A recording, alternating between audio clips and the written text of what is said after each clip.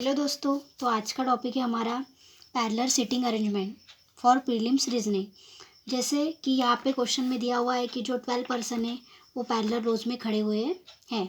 जैसे रो 1 में है A B C D E F और जी, और रो 2 में जो खड़े हुए हैं वो है P Q R S T और यू। और रो 1 के जो पर्सन्स है, मतलब जो रो 1 में ए बी सी डी जो खड़े हुए हैं वो फेसिंग काय में कर रहे हैं, नॉर्थ साइड में कर रहे हैं। और जो रो 2 में वो काय में कर रहे हैं, फेसिंग साउथ साइड में। तो पहले हम क्या करेंगे, डायरेक्शन के लिए जैसे आप बिगनर हो तो आप क्या करो, पहले एक डायरेक्शन के लिए छोटा सा डायग्राम बना लो कि वैसे आपको राइट लेफ्ट और नॉर्थ और साउथ करने में आसान जाएगा। जैसे राइट और लेफ्ट, जैसे राइट अगर बोले तो राइट कौन सी साइड में जाएगा, राइट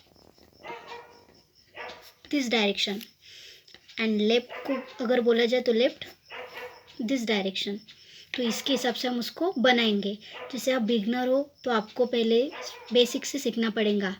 तो स्टार्ट करेंगे फिर हम। तो वहाँ पे उन्होंने बोला है कि जो ए बी सी डी है वो का फेस कर रहे हैं नॉर्थ में, और जो रो 2 के वो काय में फेस कर रहे हैं, साउथ डायरेक्शन में फेस कर रहे हैं। तो वैसे हम उसको क्या करेंगे, अरेंज करेंगे। अरेंज करने से पहले हमको क्या करना पड़ेगा कि पहले हमको उसकी कंडीशंस राइट करनी पड़ेंगी। जैसे कि यहाँ पे मैं अब कंडीशन आपके सामने राइट करूँगी। ज़्यादा पढ़ना नहीं, सिर्फ पढ़ना क्या मेन क्या लिखा हुआ है, क्योंकि हमारे पास एग्ज़ाम में टाइम क्या रहता बहुत कम है, इसलिए हमको पजल सिर्फ हार्डली 1 से 1.5 मिनट तक बनाना पड़ता। जैसे देखो, अगर पी जो है वो सीट्स का कैसे किया उन्होंने, second to right of a person, जो पर्सन है उसके सेकंड राइट में कौन है, पी है। तो पर्सन का तो उन्होंने पता हमको बताया नहीं कि पर्सन कौन है, तो हम उसको क्या बोलेंगे, वन जो पर्सन है वो काय में, सेकंड राइट में। मैंने अभी बोला सेकंड राइट मतलब इस साइड में, सेकंड राइट मतलब फर्स्ट, और ये सेकंड जो बंदा है वो क्या है, सेकंड बंदे के राइट में जो पर्सन है वो क्या है, पी है, उसको ऐसे लिखना। और जो पर्सन है वो क्या है, अपोजिट किससे है, सी से। तो जो पर्सन है जिसका हमें पता नहीं वो क्या है, सी से अपोजिट है। और उसको क्या करना, ऐसे सर्कल बना के रखना। मतलब जब हम कंडीशन को अरेंज करेंगे तो आपको ज़्यादा प्रॉब्लम नहीं आनी चाहिए। आगे पढ़िए, C doesn't sit any extreme end, और वहीं पे लिख लेना क्योंकि हमारे पास में टाइम बिल्कुल ही कम रहता है। तो सी काय में है, एंड में है। आगे पढ़िए, तो आगे C doesn't sit any extreme end of the row के एंड में सी होना नहीं चाहिए। टी और ई जो है वो क्या है, इमीडिएट नेबर है सी के, मतलब सी के इमीडिएट नेबर है, मतलब सी के पास में, मतलब सी बीच में आएगा। डी और ई, डी यहाँ पे रहेगा या तो यहाँ पे रहेगा, मतलब उसको ऐसे कर सकते हैं और ऐसे कर सकते हैं, फिक्स नहीं है। या तो ई यहाँ पे आएगा या तो डी यहाँ पे आएगा, इसलिए मैंने उसको ऑप्शन में कर दिया।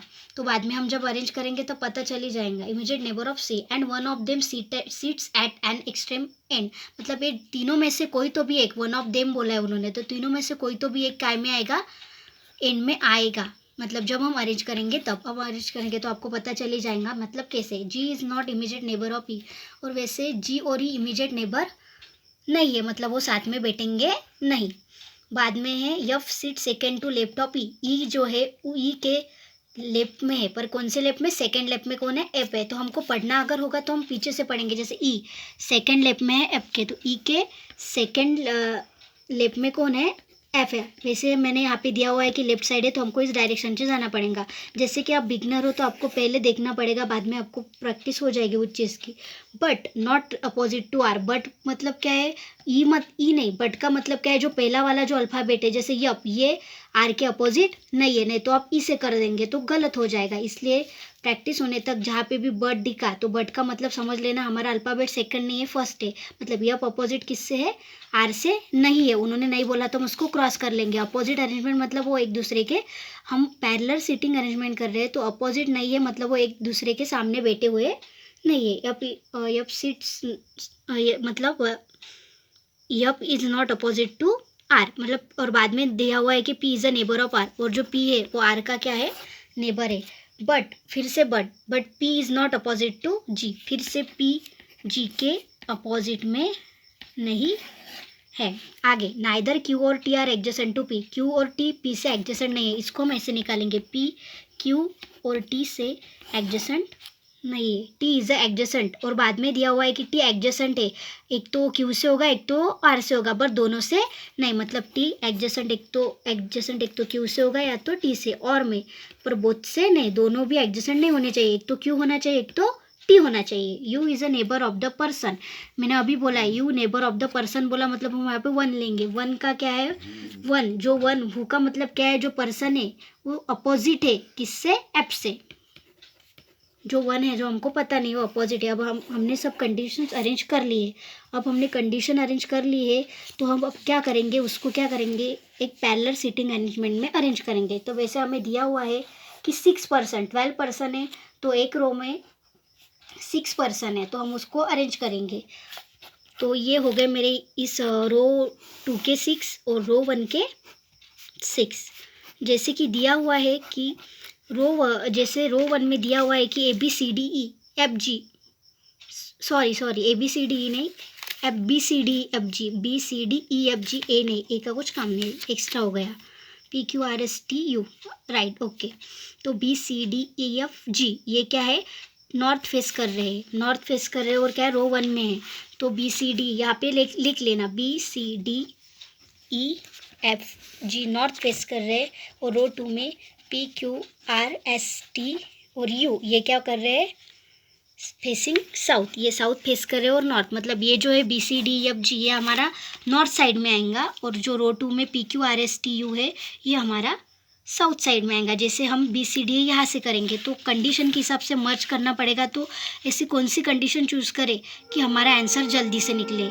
तो हम क्या करेंगे दोस्तों, ऐसी कंडीशन निकालेंगे कि जिससे हमारा आंसर जल्दी निकल आए 1 मिनट के अंदर। तो जैसे मेरे हिसाब से इसमें से हम डी सी एंड से लेंगे, जब भी पैरेलल अरेंजमेंट है तो एंड से लेना ज़्यादा आसान रहेगा। तो डी सी ई में से कोई भी एक एंड पे है, तो अब हमें पता नहीं कि कौन सा एंड में लेना है, तो यहाँ पे एक है कि सी तो ले नहीं सकते, तो सी कट गया, बचा कौन, डी और ई। अब डी में से कौन लेना है, डी और ई में से, तो हम ई को लेंगे, तो ई को लेंगे तो ई में भी एक कंडीशन है, अगर ई को हमने एंड में लिया तो ई के सेकंड लेम में एप आएगा, तो हमको क्या चाहिए, डी सी ई साथ में चाहिए, तो डी सी ई साथ में चाहिए तो यप आएगा, तो प्रॉब्लम हो जाएगी, इसलिए हम ई भी नहीं ले सकते हैं। जैसे अगर मैं आपको लेके दिखाती, जैसे अब अगर मैंने यहाँ पे ई लिया, ई के सेकंड में अगर मैंने यप लिखा, तो हमको ई का नेबर है, सी का नेबर है, सी का नेबर है तो यहाँ पे सी लेंगे, तो सी के नेबर में हमको डी चाहिए, तो डी आएगा नहीं, इसलिए हम ई को भी यहाँ पे ले नहीं सकते। तो हम क्या करेंगे, डायरेक्ट हमारे पास फिर बचा कौन, हमारे पास सी भी नहीं बचा और ई भी नहीं बचा सिर्फ कौन, डी। तो हम डी को क्या लेंगे, एंड में लेंगे। डी के बाद में क्या बोला है उन्होंने, डी के बाद में सी डी का नेबर है, और सी का नेबर फिर कौन है, और बचा हुआ हमारा ई। इतना समझ में आ गया दोस्तों। बाद में उन्होंने कहा है कि ई के सेकंड लेफ्ट में एफ है, तो ई के सेकंड लेफ्ट में ये फर्स्ट पर्सन हुआ और ये सेकंड पर्सन कौन है, एफ है। और बाद में यहाँ पे कंडीशन ढूंढना, जैसे कि यहाँ पे बोला है जी और ई साथ में आ नहीं सकते, तो जी यहाँ पे आएगा क्या, नहीं, तो जी के लिए जगह कौन सी है, ये। तो बचा हमारे पास कौन सा अल्फ़ाबेट बचा है अभी, B C D E F G, तो हमारे पास अब बचा है बी। मतलब हमने इस रो 1 के तो अरेंजमेंट कर लिया, अब हमारे पास है रो 2 में, तो ये हमारी आसानी से बन गई। तो हमको देखना पड़ेगा कि इसमें ऐसे कौन से अल्फ़ाबेट शिफ्ट करें कि हमारी अरेंजमेंट राइट हो। तो हम देखेंगे इसमें से हम कर सकते हैं। तो ये है कि जैसे यहाँ पे दिया हुआ है सी, देखो दोस्तों सी दिया हुआ है और सी एंड पे नहीं, तो हमारा वो राइट भी हो गया। तो सी के अपोजिट में जो 1 पर्सन है, मतलब यहाँ पे जो पर्सन आएगा उस पर्सन के सेकेंड लेफ्ट में कौन है, पी है। अब एक बात बताना चाहती हूँ दोस्तों, जैसे कि साउथ में अगर आपको लेना हो तो साउथ का राइट यहाँ इस साइड से आएगा और लेफ्ट इस साइड से आएगा। मतलब हमको अगर राइट लेना है तो हम इस डायरेक्शन में जाएंगे और लेफ्ट लेना हो तो इस डायरेक्शन में जाएंगे। तो साउथ में सी के अपोजिट में जो 1 पर्सन है उसके सेकंड राइट में क्या है, पी है, क्योंकि राइट साइड इधर आती है इसलिए हमने पी यहाँ पे लिया है। तो सी के 1 पर्सन के सेकंड राइट में क्या है, पी है, क्योंकि सी जो फेस कर रहा है जो 1 पर्सन को, उसके सेकंड राइट में क्या है, पी है। इतना समझ में आ गया दोस्तों। बाद में हमको देखना है कि और कौन सी कंडीशन है जो हम मर्ज कर सकते हैं। जैसे कि पी और आर नेबर्स है, तो पी और आर नेबर्स है तो हम आर यहाँ पे रख सकते हैं, यहाँ पे रख सकते हैं। हमारे पास क्वेश्चन है तो क्वेश्चन का आंसर अभी मिल जाएगा कि कंडीशन देखिए और क्या हो सकता है। तो यह इस कंडीशन में यही पे लिखा है दोस्तों कि आर और एफ फेस नहीं कर सकते, तो मतलब पी यहाँ पे आएगा क्या? नहीं आएगा, यहाँ पे भी नहीं आ सकता क्योंकि नेबर है, तो पी की जगह तो फिक्स हो गई दोस्तों 100%, पी और आर साथ में आ गया। अब बचा है सवाल कि हम अब आगे क्या करें, तो आगे फिर से हम कंडीशंस देखेंगे। जैसे कि ये कंडीशन है, जैसे यफ जो 1 पर्सन को फेस कर रहा है उसके नेबर में कौन है? यू। जैसे यफ जो 1 पर्सन को फेस कर रहा है उसके नेबर में यू, यहाँ तो आ नहीं सकता दोस्तों, यहाँ पे क्या आ गया दोस्तों? पी आ गया, तो यू को हम कहाँ सेट करेंगे दोस्तों? यहाँ पे। इतना सेट हो गया, बाद में बची कुछ कंडीशंस को लेके हम हमारा आंसर फाइंड आउट करेंगे। तो जैसे यहाँ पे दिया हुआ है कि क्यू और टी जो है, टी के नेबर में एक तो क्यू आएगा एक तो टी आएगा, दोनों आ नहीं सकते, और में है क्यू नहीं तो टी, दोनों एक साथ नहीं आ सकते। अगर मैंने यहाँ पे टी को लिया तो टी के नेबर, सॉरी एक मिनट, यहाँ पे पी तो यहाँ पे हमारा आर आया था, सॉरी हाँ, यहाँ पे आर, तो हमको अगर मैंने यहाँ पे टी लिया, अगर मैंने टी लिया तो टी के बाजू में आर आएगा और क्यू आएगा, जो कि हमें क्यू और टी, एक मिनट, हमारी कंडीशन शायद यहाँ पे सॉरी गलत हो गया, यहाँ पे आइदर क्यू और आर है, मतलब यहाँ पे आर है, सॉरी, मतलब यहाँ पे एक तो क्यू चाहिए एक तो क्या चाहिए? आर चाहिए। तो हमने टी अगर लिया तो यहाँ पे आर आएगा और यहाँ पे क्यू आएगा, हमको दोनों नेबर चाहिए नहीं, मतलब हमें यहाँ पे क्या करना पड़ेगा? टी को लाना नहीं पड़ेगा, मतलब यहाँ पे हमारा क्या आएगा? टी लास्ट में आएगा, क्योंकि टी के लिए सिर्फ दो में से कोई एक चाहिए, इसलिए क्यू आएगा एक तो आर आएगा। तो मगर अब यहाँ पे कौन बचा हुआ है?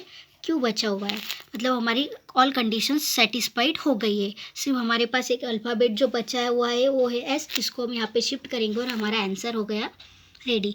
और जैसे कि देखा जाए कि जो एग्ज़ाम में रहता है तो पज़ल हमको ओनली 2 मिनट्स में सॉल्व करना पड़ता है, 2 मिनट्स में अगर हमको कौन सा भी पज़ल सॉल्व करना पड़े तो हमको उसके लिए प्रैक्टिस की बहुत ज़रूरत है। जैसे यहाँ पे मेरे को पढ़ाने के लिए 10 मिनट या 5 मिनट लगे ज़रूर होंगे, पर अब इसकी प्रैक्टिस डेली रोज़ 10 पज़ल सॉल्व करेंगे तो आपकी जो एग्ज़ाम में जो तैयारी है वो फास्ट हो जाएंगी और आप जल्दी से एग्ज़ाम में पज़ल सॉल्व कर पाओगे। थैंक यू दोस्तों।